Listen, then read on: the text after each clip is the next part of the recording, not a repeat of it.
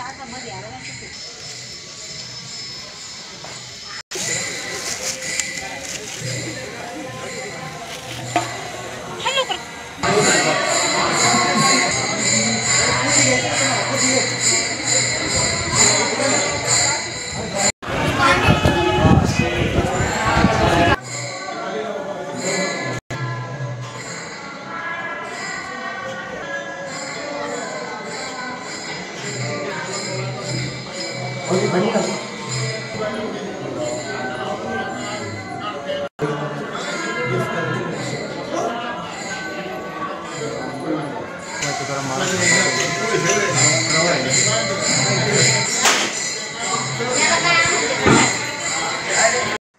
भंडारा डोंगरात बरंचसं आयुष्य महाराजांचं इथे गेलेलं आहे। जे काही सुचलं, अनुभूती आली, कागदावरती शब्द उमटले, गाथा निर्माण जे होण्याचं ठिकाण आहे ते हे आहे।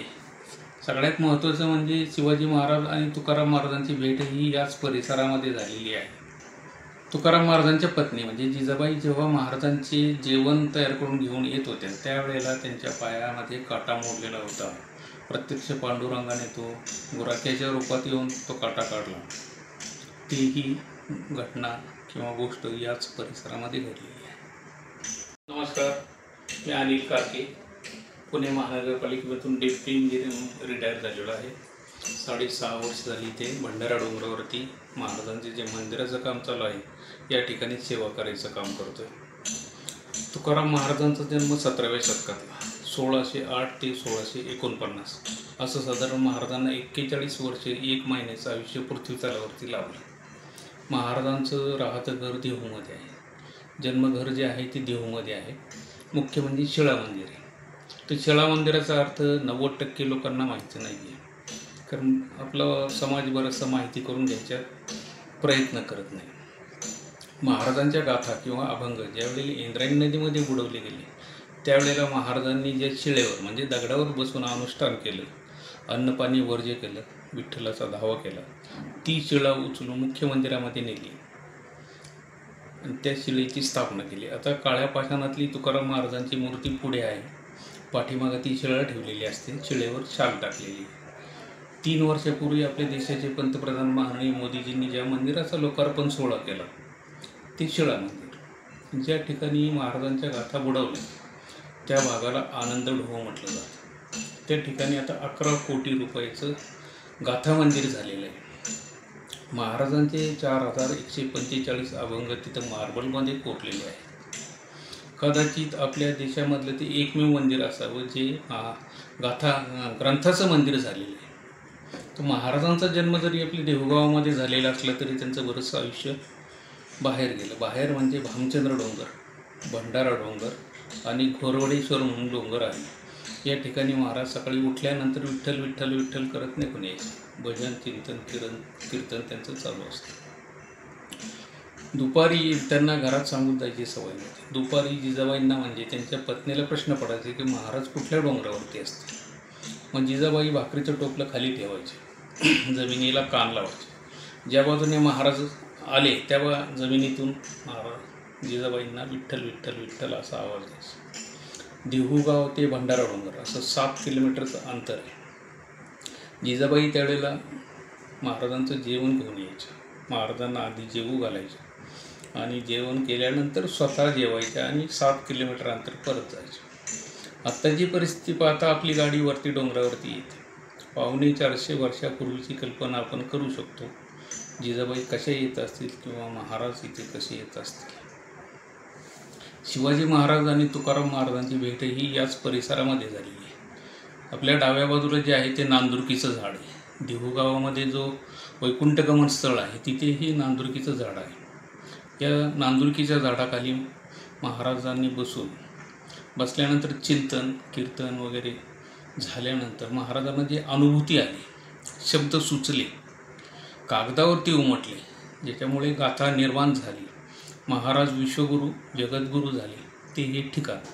त्याच्यामुळे ह्या ठिकाणाला एक वेगळं महत्त्व आहे. त्याच्यामुळे इथल्या ट्रस्टींनी आमचा निर्णय घेतला की अनुरेणू या थोकडा तुका आकाश एवढा, महाराजांचं एक भव्य दिव्य मंदिर व्हावं असं या ट्रस्टींनी निर्णय घेतला. आणि 2016 साली इथे भूमिपूजन झालं मंदिराचं. सोमपुरा मार्बल इंडस्ट्रीज म्हणून राजस्थानची कंपनी, ज्या कंपनीने आपल्या हिंदुस्थानामध्ये हिंदूंची 40 मंदिरं बांधली, ज्याच्यामध्ये सोमनाथ मंदिर आहे, अक्षरधाम मंदिर आहे, राम मंदिर आहे. याशिवाय भारताच्या बाहेर आणखी 1-2-3 देशामध्ये या कंपनीचं काम हिंदू मंदिरं तयार करायचं, निर्माण करायचं काम चालू आहे. पद्मश्री अवॉर्ड या कंपनीला मिळालेला आहे.